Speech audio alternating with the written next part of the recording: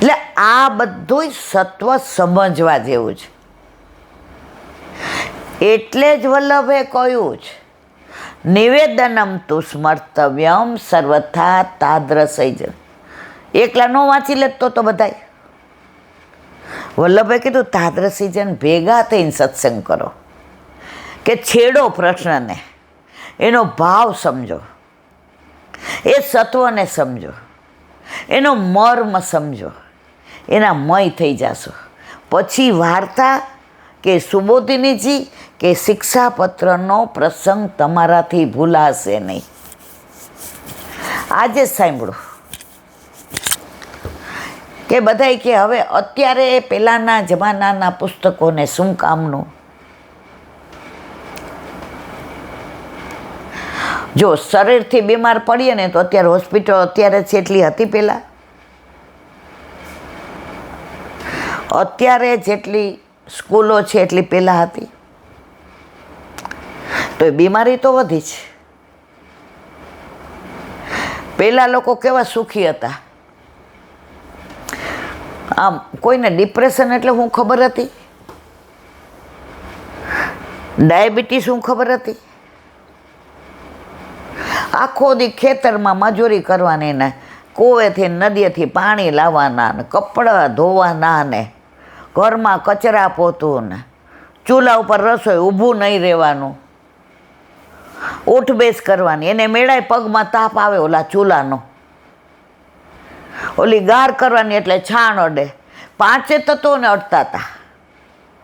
ખોઈ જવાનું બહાર એ મજાના એક ઢાળિયામાં ફળિયામાં અમે હુતા હતા. શરદ પૂનમ હોય તો આમ તારા ગણવાની મજા આવે, એવો સોળે કળાય ચંદ્ર ખીલો હોય. પૃથ્વી કોઈ દી આ પગમાં ચંપલ પહેરીને હાલતા નહોતા ઘરમાં. હવે ડૉક્ટર જ કે તમને પેનની તકલીફ 24 કલાક પહેરી રાખો, નહીંતર પાછી તકલીફ થશે. અમે દુકાને જતા મને બરાબર યાદ છે. બા એમ કહે ને કે જલ્દી લઈ આવો બટા, વઘાર મૂક્યો છે, દોડતી જા, આજ કેળાનું શાક કરવું છે, એક બટેકાનું કર્યું. ચંપલ ન પહેરું, દોડતી જાઓ. એક અનાન કેળા લઈને જો ઓલો વઘાર બાએ ધીમું કર્યું હોય ત્યાં તો આવી ગયું. પૃથ્વી રેસકોસ ઓલા કરવા જતા હતા, વાયુ પવન આવે, વરસાદ આવે પેલો એટલે ભીંજાવાનું જ હોય. જળ અને અગ્નિ, ચૂલામાં રસોઈ કરો એટલે અગ્નિ તો તમને મળે જ. 5 તત્વનો તમારા સંસર્ગ રહેતો હતો. તમારું શરીર 5 તત્વોનું બનેલું છે એટલે માંદા પડવામાં હમતું નહોતું. એટલે જ વૈદો આમ નાડી જુએ કહી દે, તમારે નહોતું કેવું પડતું.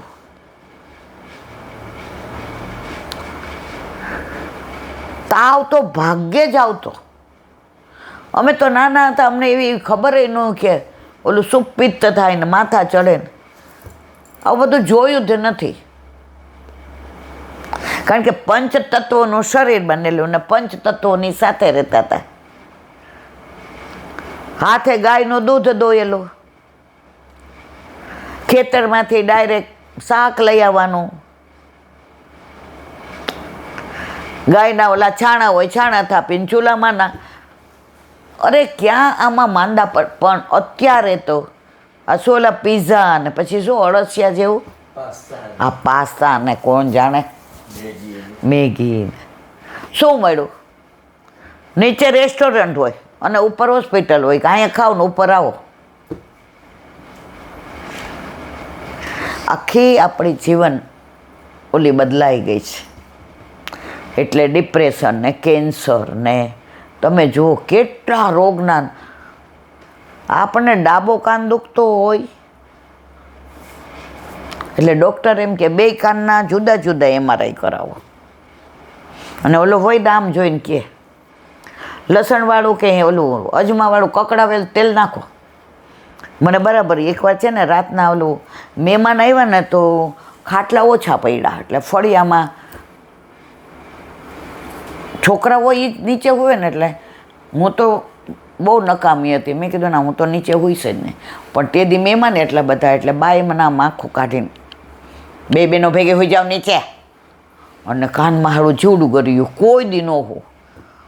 અને સવાર તો રો મારા કાકા મૂંઝાઈ ગયા, બહુ વાલી. એટલે અમારા બાજુમાં કુસુમ માસી રહેતા હતા.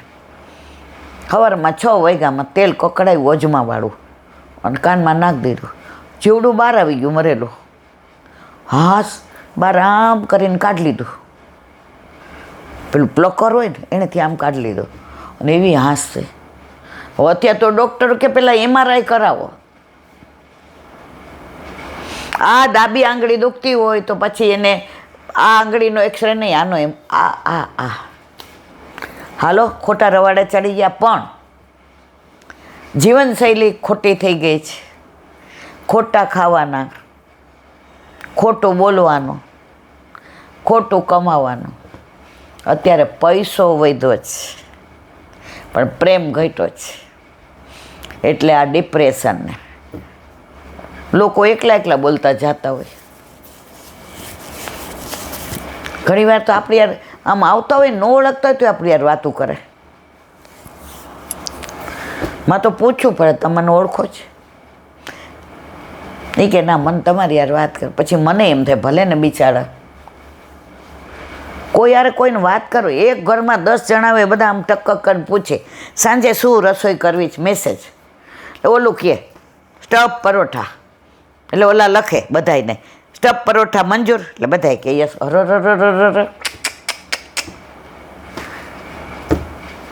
આખી જીવનશૈલી બદલાઈ ગઈ. અને જીવનશૈલી બદલાણી ત્યારના સંસ્કાર ગયા. પરમ દિવસે અમે લોકો આવતા હતા ને તો સંસ્કારની વાત નીકળી. મેં કીધું તૃપ્તિ, આમ સારું છે આપણે બધાય તમારા ઘરના વૈષ્ણવના, આપણે વૈષ્ણવ એટલે બધું. મેં તો આ સંસ્કાર એક હોય ને તો આરાધ્યાનું ગુજરાતી કરી નાખ્યું. એ કે સંસ્કાર બા, દીકરાની ગાડી સારી હોય ને તો મા બાપને મજા આવે. ના, આમાં ક્યાં તારા દીકરાની ગાડી આવી? મને કે સંસ્કાર, સન એટલે દીકરો, એપોસ્ટ્રોફી S અને કાર એટલે ગાડી, દીકરાની ગાડી થઈ.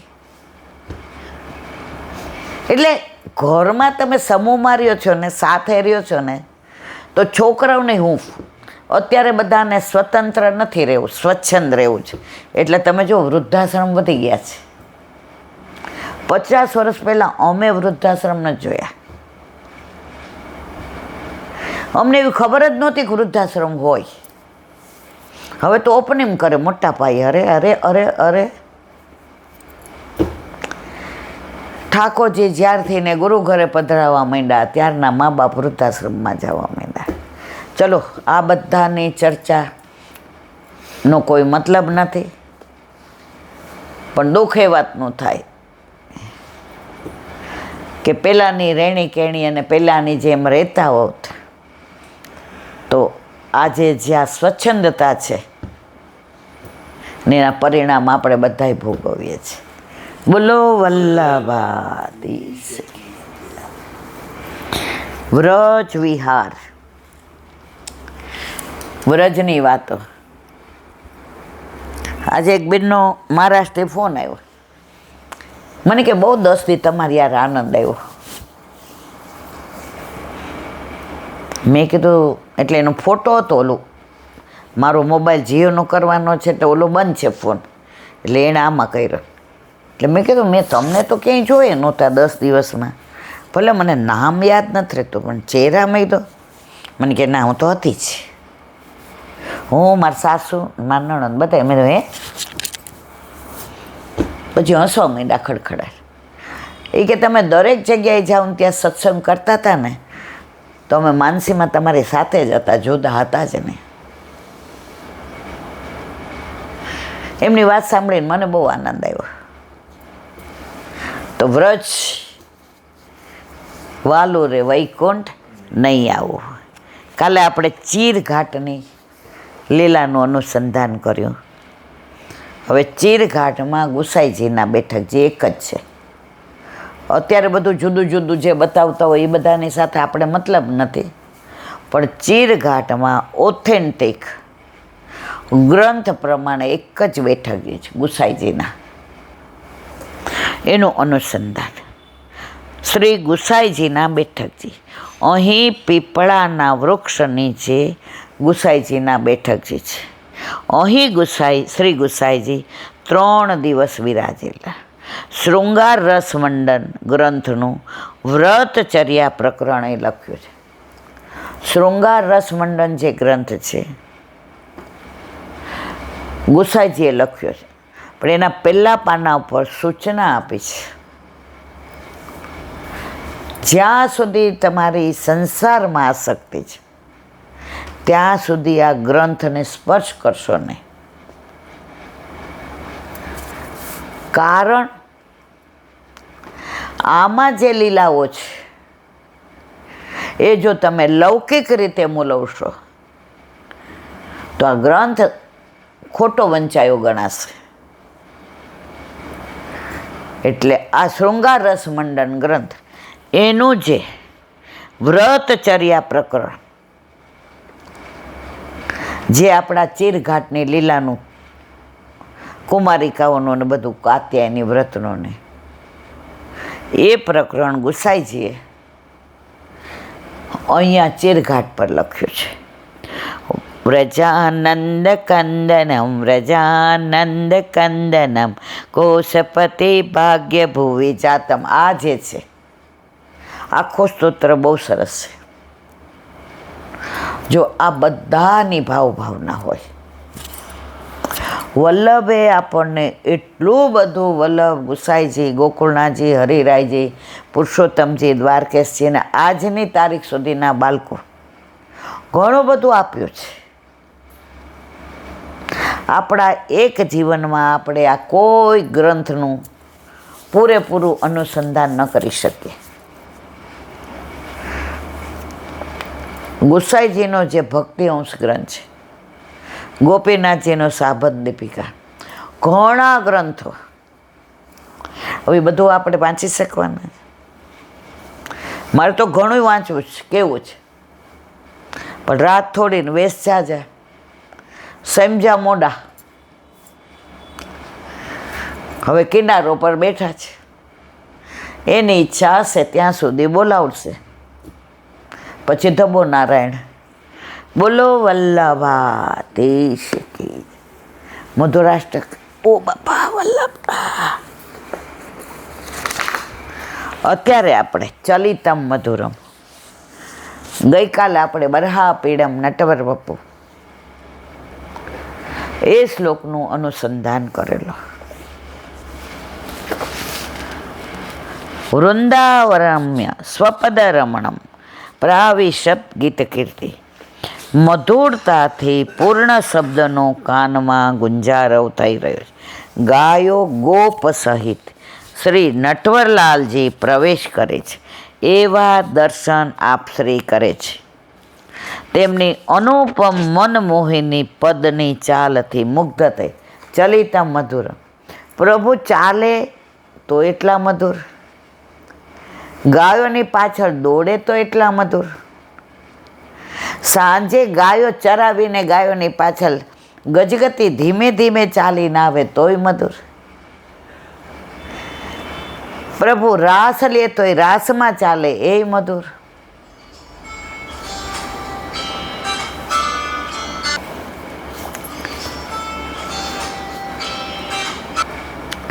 તો ચલિતમ મધુરમ, ગીરે ધીરે સબહી અંગ હશે વાંકો. એ લલિત ત્રિભંગી ઊભો હોય ને તો એના ચરણનું આમ પ્રભુની દરેક વસ્તુ આમ સુંદર, મધુર. ચલિતમ મધુરમ. હવે ચાલવાનું સુંદર હોય, મધુર કેવી રીતે? પણ આને જુઓ ને એટલે એના આપણા હૃદયમાં માધુર્ય આવ્યા વિના રહે જ નહીં. આ કૃષ્ણ એક જ એવો છે, બાકી તમે કયા ભગવાનને આવી રીતે જુઓ? રસોવઈ,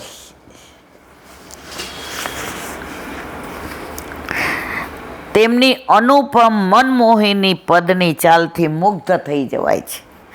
ગોપ બાળકો સાથે કદમથી કદમ મેળવી પોતાના અધરોથી વેણુના છિદ્રોમાં અમૃત રસનો સંચાર કરતા નટવર પ્રભુ ચાલી રહ્યા છે.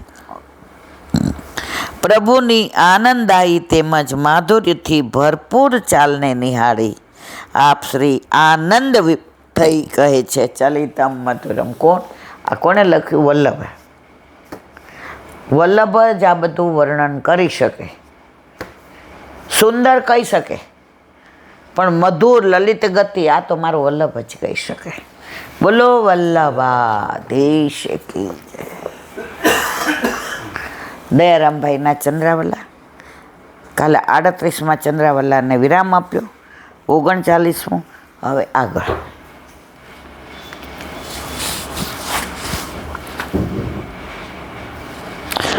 અહિતન સારસમ માયા મૂર્ખત્વમસી લોભિતા અશોચતમ નિર્દપ સ્ત્રીનો દોષા સ્વભાવત. જાતિ જુઓ તો આહિરની, ભક્તિમાં જાતિ કે અધિકાર જોવાતા જ નથી. આપણા ઘરે ખબર છે આહિર આવ્યા હતા પેલા બેન, બધું એનું હા ક્યાંકથી આવ્યા હતા ને, આપણે કીધું તમે એનું બધું પહેરીને જ આવ્યા હતા. ઓલા અહીંયાથી અહીંયા સુધીના શું પહેર્યા હતા? બલોયા પહેર્યા હતા ને એવું જ ઓલું ને ઓલા ભાઈએ તો એનું ઓલો જાડા ઓલાનું. પછી પૂછે એ કે અમારો અવાય અંદર. મેં તો ગળામાં કંઠી જોઈ એટલે મેં તો અવાય. એ કેવી રીતે વૈષ્ણવ થયા એનું સાંભળવા જેવું. એટલે કે બેન આ તમારું સાંભળતા મેં કીધું, એ કહે કે મને મોબાઈલ આવડે નહીં. પછી એ કે અમારા ઘરે પેલું અમે દૂધ વેચીએ એટલે દૂધ દોવાને વાર હતી, તો ઓલા 2-3 બેનું આવ્યા, તો વાર હતી તો અમે કીધું ખાટલે બેહો, આ બધું સાની કરી છે એ ખાય એટલે એક બાજુ મૂકીએ ને એક બાજુ દોઈએ એટલે 15-20 મિનિટ તો થાય. તો એ કે એણે આમ કરીને ઓલું ચાલુ કર્યું એટલે દોતા મારું ધ્યાન ગયું. તો ક્યારે દોવાઈ ગયું ખબર? એ કે આવડું આ ફરી કરો ને, એ કે અમારે મોડું થાય છે. તો મારા ઘરવાળાને એ કે આટલું બધું ન આવડે. પછી બીજે દી આવ્યા તો મારા દીકરાને મેં કીધું આ આપણને આ, તો એ કે આ આખી લિંક છે. પછી તો સાંભળવા માંડ્યા. પછી અમે પૂછ્યું તો આ કેવી રીતે વૈષ્ણવ થવાય? એ કે આવી રીતે ગુરુદેવની આજ્ઞા લેવાની ના. એ કે બ્રહ્મ શબ્દ લીધું. પછી હવે ઠાકોરજી પુષ્ટ કરાવવાનો હોય તો અમે તો હવે નાહીએ ધોઈએ રોજ બધુંય, પણ અમે તમારા જેટલી શુદ્ધિ અમારે એમ કે અમે તો ખાતા એ પાણીયારે વયા જાય, કાંઠિયાવાડમાં પાણીયારું કે. પછી કે બેન રોજ આવે ને રોજ વાત કરે, એ કે જો આપણે હાથ ખાસા, એ કે એટલે શું? એ કે કાંઈ પણ આપણે અડીએ ને તો હાથ ધોવા પડે. એ કે એ તો કરીએ. પછી કે તમે તો લસણ ડુંગળી ખાતા હો ને, એ કે એટલે એ કે ન ખાઈ તો, એ કે તો પ્રભુ પધારે. તો એને એકને એક દીકરો હતો, તો એને તો રોજ બપોર લસણવાળો બટેકાનું શાક જોઈએ. એટલે હવે સાંભળતા ઓલોય સાંભળવા માંડ્યો, લગ્ન કરવા જેવડો હતો. એ કે આપણે લસણ છોડજો પણ ભગવાનના ઘરે લઈ આવો. એ કે અમારા ઘરે આ 6 મહિનાથી ભગવાન આવ્યા ઠાકોરજી. હવે ત્યારે હું આમને કહેતી હતી કે એ કે મને ઓલા બેન પાસે લઈ જાઓ ને, ઓલા બેન પાસે. પણ એ કે ક્યારેય બહાર નીકળેલી નહીં, બસમાં નહીં. એટલે આ કે હા, એટલે આ એ કે મેળ પડી ગયો. હવે એ કે અમારે સાંજની બસમાં તો વયું જાઉં છું. મેં તો અહીંયા પ્રસાદ લેવાનું આમ તેમ. એ કે ના અમે તો ગાયના દૂધના પેડા લઈ આવ્યા ઠાકોરજીને ધરાવેલા, તમે પ્રસાદ લેશો? મેં તો અમે એક શરતે લઈએ, તમે અમારા ઘરે ખાઈને જાઓ રોટલા ને મેં તો શાક ને. ત્યાં તો એને રોટલા કાઢ્યા. એ કે ઘરે જ લઈ આવ્યા છીએ બેન. મેં તો હાલો શાક કરી દો, સેવ ટમેટાનું શાક કરી દીધું અને હુખડી હારે બેઠા. એ કે અમારી, મેં કીધું તમે ક્યાં હવે આહિર છો? હવે તો તમે વૈષ્ણવ છો, હાલો બેસી જાય હારે. આ લોકો ક્યાંક ગયા હતા મને લાગે છે, ક્યાં ગયા હતા મને યાદ નથી. 4 જણાએ હારે પ્રસાદ લીધો. અને રાતના પછી ખબર છે આપણે નહેરુ નગર કે ક્યાંક બસમાં બેહાડી આવ્યા હતા.